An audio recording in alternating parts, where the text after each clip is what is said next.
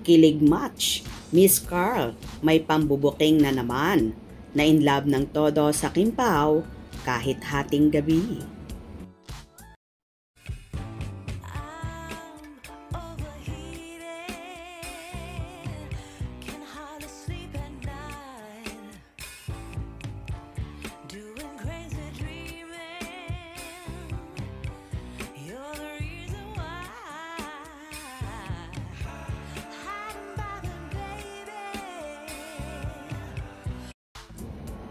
Kasalukuyan na nga nasa Vancouver, Canada ang last batch para sa Asap Natin To show na magaganap ngayong October 18, 2025 sa Pacific Coliseum, Hastings Park, Vancouver, BC, na magkakaroon ng dalawang show.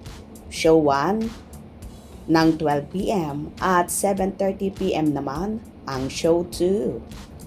Maraming artista ang dadalo bukod sa mainstay ng naturang programa at kasama na nga dyan ang mainit at in-demand na love team ang Kim Pao, nina Kim Chiu at Paolo Avellino, kung saan magpo-promote na rin sila ng kanilang The Alibi series na ipalalabas na sa Prime Video Philippines ngayong darating na November 7, 2025. Samantala, nagbahagi naman si Miss Carl de la Merced ng video kung saan sa sasakyan pa lang ay dinumog at pinagkaguluhan na ang Kim Pao na so excited na makita ang rumored magkasintahan. Kahit puyat, pagod sina Kim at Paolo ay todo pa rin ang pag-entertain nila sa mga fans na talagang inabangan ang pagdating nila sa Vancouver.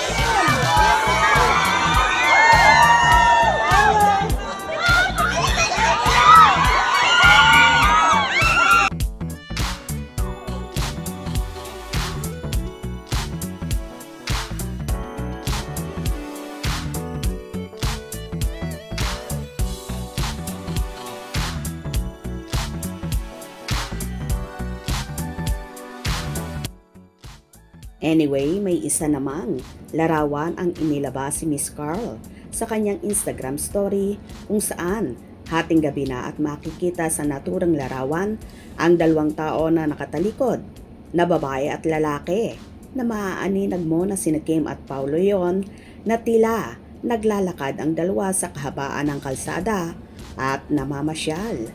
Ayon pa nga sa naging caption ni Miss Carl, "Tonight, I fell in love with you." Marami na namang solid Kim Pao fans ang tuwang-tuwa at kilig na kilig at in love sa naaninag nila sa dalawa. Sa totoo lang, malambing si Kimi, kaya nagustuhan siya lalo ni Pao. "Okay yan, Kimi, nagmamahal ka lang, alagaan mo si Pao." Yan ang gusto ni Paolo. Yung mga gesture na ganyan, alams na des, 100%. Gusto ni Paolo ang napaka-sweet at caring na babae. Kaya naman, in love si Pao kay Chinita Princess. Very humble talaga ang Kim Pao. Nilabasan pa nila ang mga fans nila. Ha ha ha ha, hindi nga makalabas sa dami ng tao. Well, kitang-kita naman sa mga bidyong lumabas kung paano pinagkaguluhan sina Kim at Paolo na tila sila ang pinakaabangan sa lahat. Hope you enjoyed. Please subscribe for more info.